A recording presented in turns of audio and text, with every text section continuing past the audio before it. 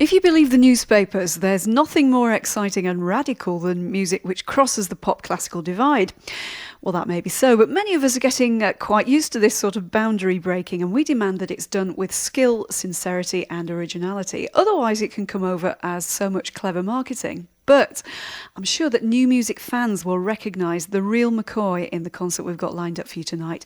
It was put together by someone who seems to me to be part of a new breed of genuinely boundaryless musician, not someone from one side who wants to hop over to the other. I'm talking about Jonny Greenwood, curator of one of the highlights of this year's Ether Festival at London's Royal Festival Hall. And I'm happy to say that he has joined me to talk about the gig. Jonny, welcome to Here and Now. Thank you, Sarah.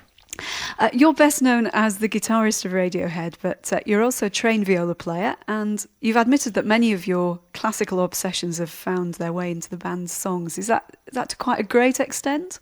I suppose it is, but it's very patchy. I think, as a band, we tend to all have very patchy knowledge about lots of different areas of music. So we'll be obsessive about certain composers or certain jazz musicians, but totally ignorant of people who we should really know about. So yeah, we pick and choose. There's just so much music around. It's hard to hear it all. But yeah, I hope so. I hope that happens. And in this concert, you had at your disposal the virtuosi of the London Sinfonietta, who you've worked with before. What are the qualities in them that you find most useful for your work?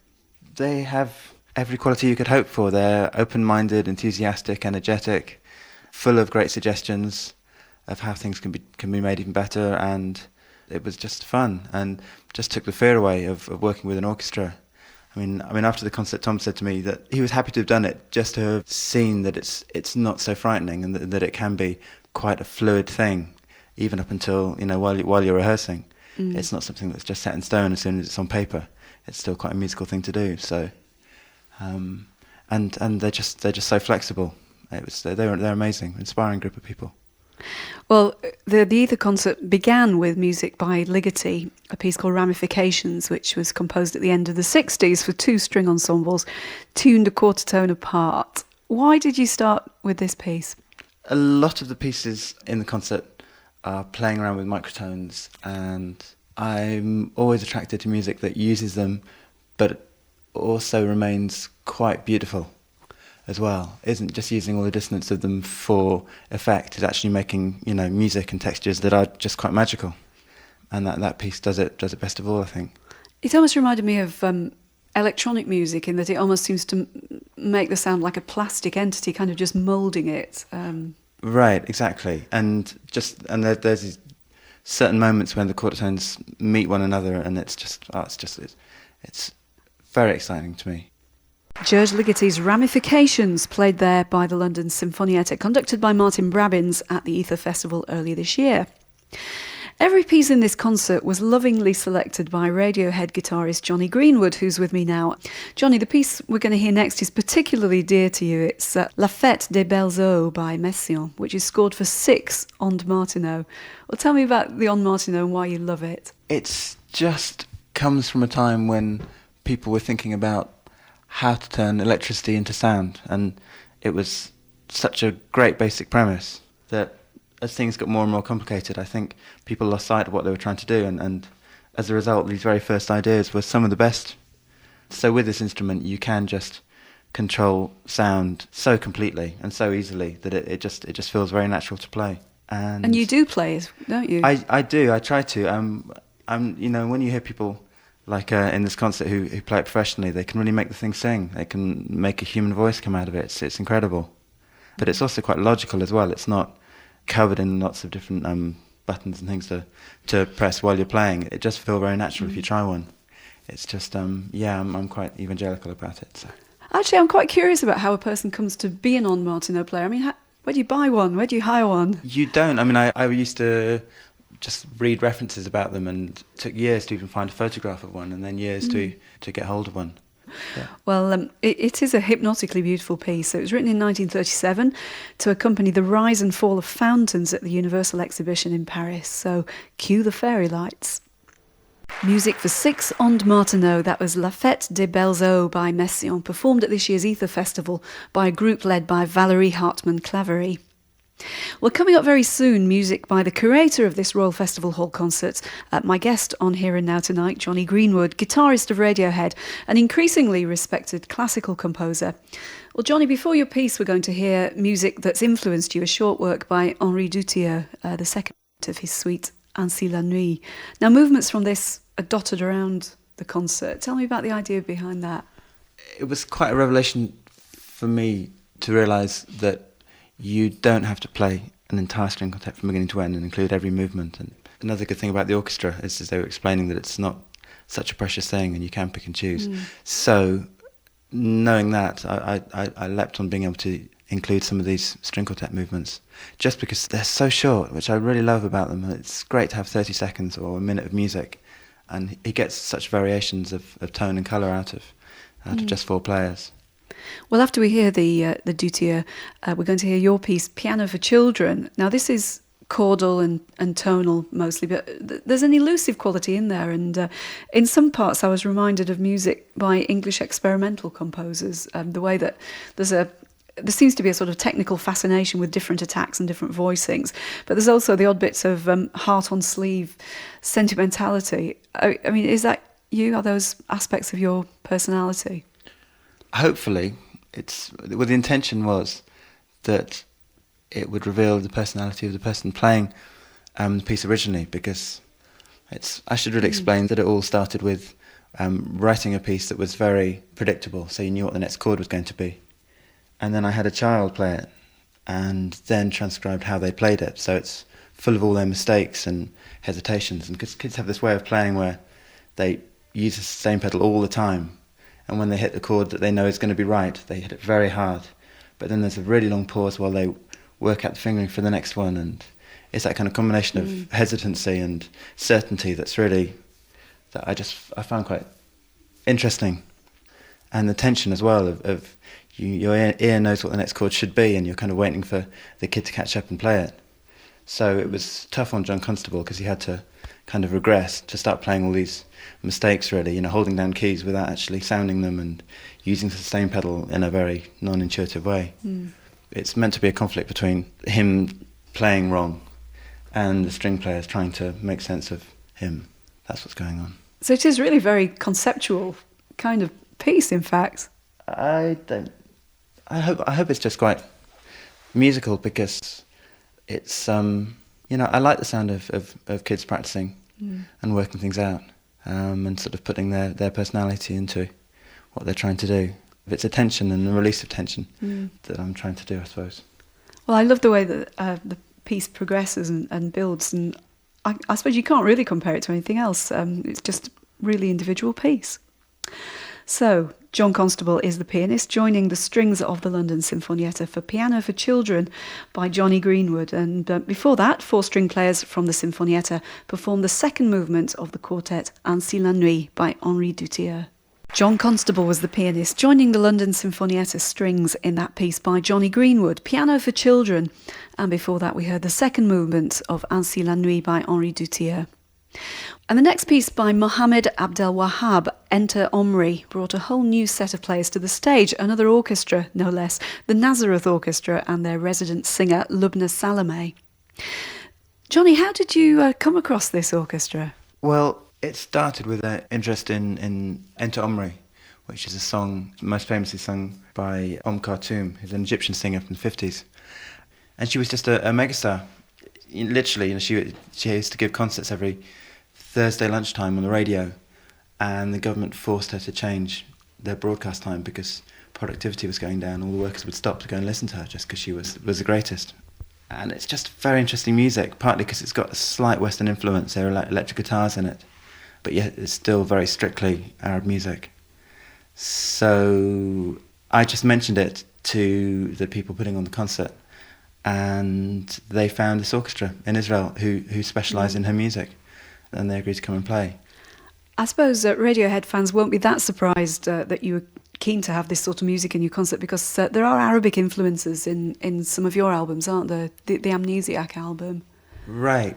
Yeah, I suppose so. I mean, I think we have to be cautious. Sometimes we've recorded music and just thought maybe this is too close to just being pastiche, because it's difficult. Another song they do later in the concert, we did a song called Where Bluebirds Fly, and got the Arab Orchestra to play with it, and just hoped that was going to work. But at the back of your mind, you thought maybe this is just kind of a Western band's idea of what Arab music is, and it's going to be a sort of slightly pastiche as a result. But then arguably things like Unter Omri have got, the Arab interpretation of what Western music is and Western film music, so I guess it goes both ways. But, they played the song amazing, Unter Omri. You're listening to Here and Now on BBC Radio 3, and a programme devoted to one of the highlights of this year's Ether Festival. My guest tonight, Jonny Greenwood, was the curator of a concert featuring the London Sinfonietta, plus various guests. And we're about to hear more of Greenwood's own very distinctive music, a piece from, I think this is 2004, Jonny, called Smear. That's right, Is that right? 2004, yeah. It's scored for 2 Ondes Martenot, an orchestra, and I was certainly impressed by the way that you really make this combination your own, because there are no particular echoes of Messiaen, more I thought echoes of the clangers and Doctor Who monsters and the music of the spheres. Were you aware of any particular influences feeding into this piece?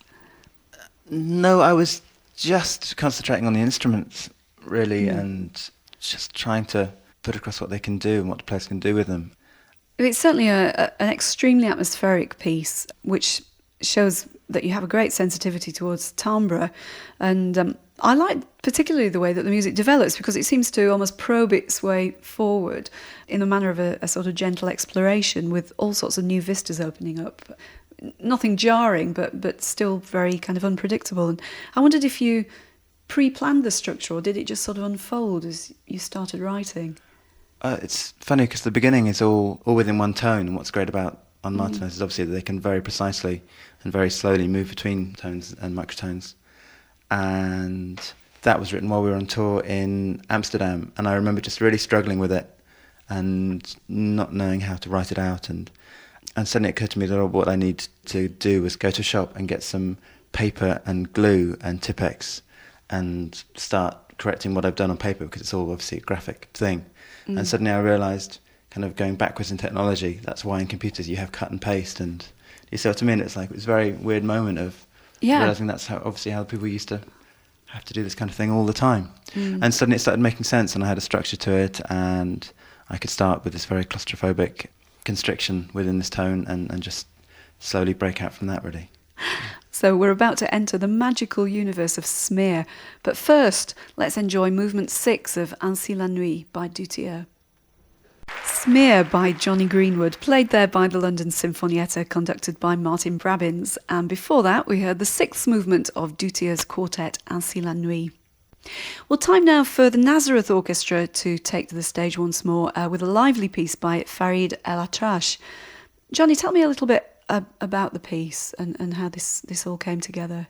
The point of the festival is different musicians working together, and the Arab Orchestra and London Sinfonietta got together a few of the players to try and work out something new, or just do an arrangement at the last minute. And I think the Arab Orchestra suggested this piece and drafted in a few of the players, and it just became this really exciting thing of musicians working together for the first time. And it was funny, after the concert was over, I just had that sense of, everyone's going home now. The Martenot players are all going back to France, and the Arab Orchestra back to Israel, but it all came together for one night, and this piece was the best example of it, really. It's got a wonderful dance-like feel, hasn't it? It really makes you want to move. Yeah, exactly. It's very cheerful, and it's got an exciting sort of climax, and it was, I think, one of the most popular things for the audience the whole night, I think. Let's hear it now. This is Tuta by Farid El Atrash. The Nazareth Orchestra with Tuta by Farid El Atrash. Well, Christoph Penderecki is one of the favourite composers of my guest, Jonny Greenwood. Jonny, this piece, Capriccio, why did you want to include this? It's got the Penderecki quality of being quite unsettling and aggressive, but it's sort of playful as well in a way. There's something about how the oboe part is written that's just has a sort of dance element to it, which I really love. I don't know, I'm kind of a bit obsessed with Penderecki and how he seems to be out of fashion. I talked to some people who say, it's a bit 60s, it's a bit sort of out of date, but to me it still sounds just really exciting and like nothing else. So let's hear the London Sinfonietta play Penderecki's Capriccio. Music by Penderecki, his Capriccio, played there by the London Sinfonietta. It was recorded specially for Here and Now at the Ether Festival in a concert curated by Jonny Greenwood. Well, Jonny, by now we've gained a pretty good idea of the sort of music that you love and the ways in which those influences have crept into your own pieces. But it strikes me there isn't a really strong divide between your so-called classical works and your music for Radiohead, and I think we're about to hear that because the concert ended with reworkings of two Radiohead songs, Arpeggi and Where Bluebirds Fly, and Thom Yorke of the band turned up to sing. How much reworking did you have to do on these two songs for the concert? Arpeggi was pretty much written and arranged for the concert, so that's kind of a new song that just suggested itself as working best with orchestral instruments. Tom always wanted it to be lots of cycling arpeggios against each other of the 3s, 4s and 5s and stuff. So that's something that we just worked out in the studio and try to imagine it's funny, you have to kind of imagine the leap of when it actually reaches the real instruments. And it was just a very exciting moment, realising how the textures were working. It's absolutely compelling to listen to as well, because you try and sort of predict where the arpeggio will go next. I'm not sure how Tom sang to it at all. It's very confusing for him. I mean, we're a rock band, we can only count to 4 really, and he was sort of, but he was on top of it. Yeah. As with the orchestra, so that was really exciting. And then the next piece, Lubna Salame joined in as well for Where Bluebirds Fly. Now, this doesn't have any words, does it? No, exactly, wordless singing. Yeah. And I mean, that's peculiar because he wrote that on this thing called a QI-170, which is about the size of a lunchbox. It's a tiny little sequencer for working out songs on, but he wrote the whole thing on it. I was just into the contrast between starting with that and that being the recording we released pretty much, and then suddenly there are sort of 40 musicians on stage, and that's when I was worried that maybe this is kind of, it sounds like Arab music to our ears, but maybe it's just a pastiche. But the Arab orchestra, when they were working it out, they were sort of explaining that it's in one of their modes. So it fell under their fingers really easily, and we got away with it. So that was great, and they just put so much excitement into it with all the Arab drums and the tambourine player, who was amazing, who was kind of the star of the show for me. How just using a tambourine and getting hundreds of textures and rhythms out of the thing. That was a real revelation. Such a simple instrument can be the kind of the bedrock of everything. Well, Jonny, thank you so much for joining me, being my guest on Here and Now. All the best with all your future projects. Thank you. So let's return to the Royal Festival Hall for the grand finale of Jonny Greenwood's Ether Festival concert and 2 Radiohead songs by Thom Yorke.